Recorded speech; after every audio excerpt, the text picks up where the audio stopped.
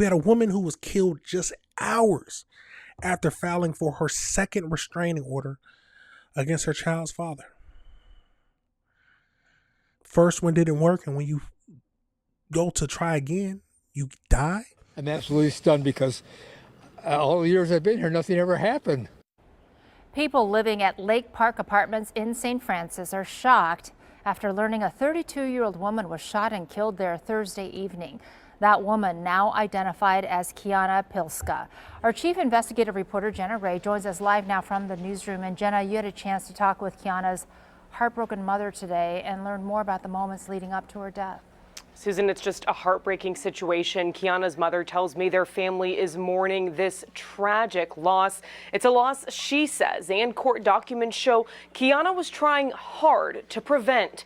Hours before she was killed, records show Kiana filed a restraining order against her ex, who she says was stalking her and threatened her on multiple occasions.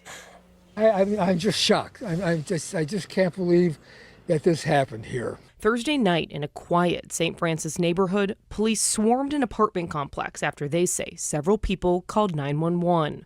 St. Francis police say 32-year-old Kiana Pilska was shot several times and later died in the operating room at the hospital. Police say this was a domestic-related incident and a 33-year-old man is in custody. Court records paint a picture of what led up to Kiana's tragic death. In April, a judge granted Kiana a temporary restraining order, or TRO, against a man she was previously with in a relationship. A petition submitted by Kiana that month stated she believed her ex was stalking her. In January, she found an AirTag tracker in her car. After that, Kiana said her ex showed up to her house, her job, and a friend's workplace. In February, Kiana said her ex threatened to hit her and put his hands around her neck and pinned her down. She said police arrested him that night, but he was released.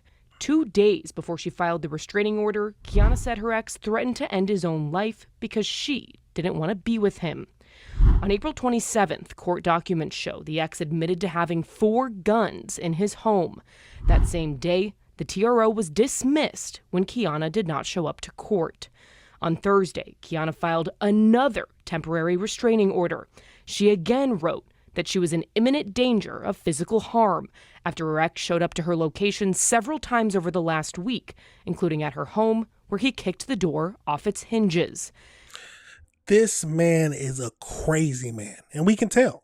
But I do have a question. I'm not trying to put any blame on the victim or anything like that, but I would like to know why she didn't show up to her court hearing, because it sounds like maybe, I don't know. A lot of times TPOs, it does not seem to work. If someone truly wants to get to you, they will. But I would like to know why she didn't show up. Or did she feel like it didn't matter? Or could they have done more if she would have showed up? That is the ultimate question. Let's keep going, though. She said her son, who she shares with her ex, called 911. Again, Kiana submitted that petition yesterday. A judge granted it this morning, unfortunately, after she was already killed. Kiana's mother tells me they're spending time today surrounded by family mourning her daughter's death. Live in the newsroom, Chief Investigative Reporter Jenna Ray for TMJ4 News. All right, Jenna, thank you. Back in April, TMJ4 also covered the death of Michaela Plaza in Kenosha. Her murder triggered a massive manhunt for her estranged husband, Marcus Plaza, who is now facing charges in her death. Like Kiana, Michaela applied for a restraining order just months earlier. It was denied. It does not work. It seems like we've noticed this several times before. These restraining orders do not work if somebody truly wants to get at you. But let's get over into this next video and just get more details about this whole thing. A man charged with stalking, then killing a woman in St. Francis made his first appearance in Milwaukee County Court this morning. 32-year-old Kiana Pilska was shot and killed last Thursday.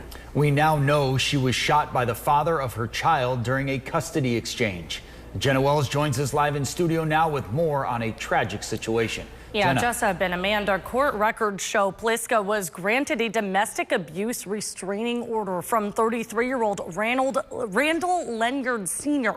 It was filed hours before investigators say he shot her multiple times outside their old apartment complex, where they met up to hand off their child for the week. This was an execution. Randall Leonard Sr. is charged with killing Kiana Pliska the night of July 16th after stalking her for months. According to a criminal complaint, when the two met at the Lake Park apartments with their 6-year-old son, Leonard shot Pliska 7 times. After the initial shooting, you came around and shot 2 or 3 more times, like a mob execution. You made sure that this shooting was successful. He needs to be in jail. Because you know what he did? He shot the mother of his child in front of his 6-year-old. That's the most despicable man I've ever seen, but let's keep going. Investigators say he then drove away with his son and texted his sister admitting to shooting Pliska. She saw me pull out my gun.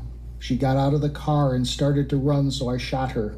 She started screaming, so I knew she was still alive, so I just kept shooting her. He continues and goes on to say, I'm about to do it to myself and my son. His sister told investigators she was able to convince him to meet her in a parking lot without police to take the child safely. Leonard was arrested in his car in Wauwatosa later that night.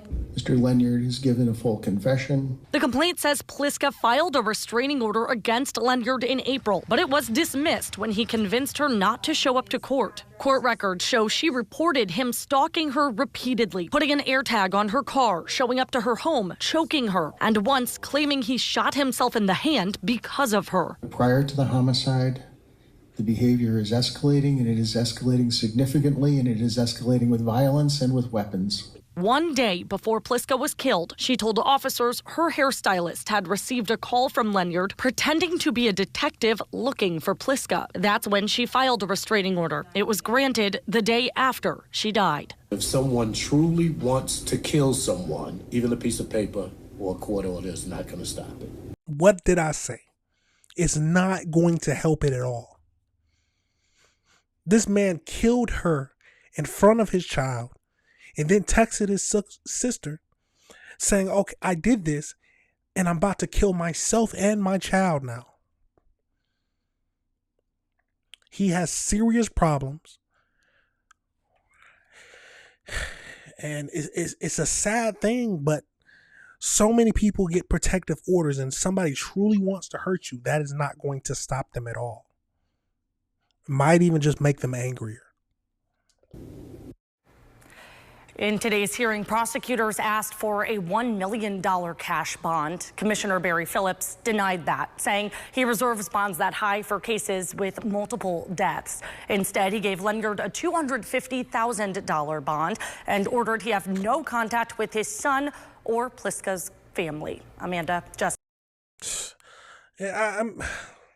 Hopefully he can't collect, or he doesn't have availability to the amount of funds he needs to get out, because he deserves to be in prison. He truly does. Let's get over into the AI breakdown, y'all, just to wrap this up and see what else we can find out about this whole case. It's a tragic situation. So as we know, we got no, was this the right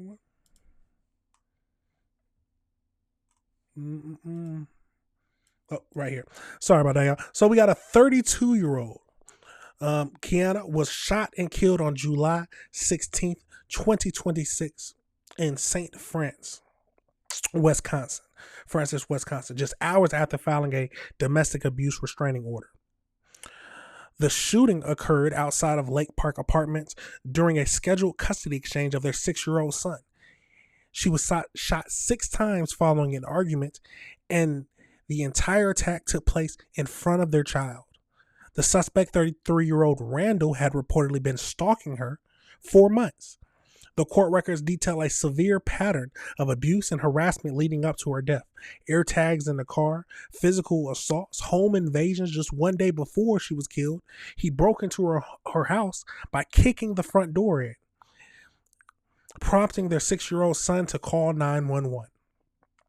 On the morning of July 16th, she petitioned the court for a temporary restraining order, stating that she was in imminent danger of physical harm and feared what he would do.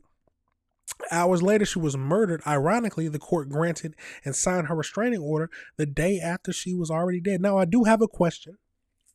Why still meet to exchange your son with him if you fear that he's going to do something crazy? Okay, that part does not make sense to me. But so following the execution style shooting, he called his sister and confessed to threatening and harming himself, to threaten to harm himself and his son. His sister did the right thing and immediately called 911, where he was apprehended by the authorities. Now, I did want to go into more details about their relationship. So the newly released criminal complaint details a chilling systematic pattern. So we know that the first restraining order was granted, was sought on April 15th, 2026 after discovering the air tag. However, the sister revealed to the police that Lanyard successfully coerced her into missing her court date, causing the case to be dismissed on April 27th. During those court filings, he officially disclosed that he owned 4 firearms. And then the day before the murder, we know that he impersonated a detective and then tried to get her location from the hairstylist. The shooting occurred around 7 p.m. during the mandatory alternating 7-day custody exchange. So this woman places a restraining order on her husband, but she's still mandated to do a custody exchange? That sounds crazy to me. That truly does. When they met at the former apartment complex, an argument erupted, and then he ended up later confessing to the detectives that she saw me pull out my gun. She got out of the car and started to run, so I shot her. She started to scream, so I knew that she was still alive, so I kept shooting her. A witness reported seeing him fire the initial, walk around to the passenger side, hesitate, and then make a deliberate downward motion to shoot her 3 more times as she lay wounded on the pavement. The court commissioner noted the tactful nature of the crime, stating it deliberately made sure that the shooting was successful. He struck her a total of 6 to 7 times across her face, torso, cheek, back, and neck. And then he put his son in the back seat and fled. He texted his sister confessing and talking about he wanted to hurt himself and the son. And as we know, the prosecutors wanted to give them $1 million bond, which sounds good to me. But the judge said that was a little too much, so he brought it down to $250,000. The world is truly a crazy place, and there's a lot of cold people in it. It's a tragic situation, but we've talked about this before. The temporary restraining orders, if somebody truly is after you, it does not work. And it's a sad reality that it feels like the cops truly can't do anything until it's too late. Until he done something wrong.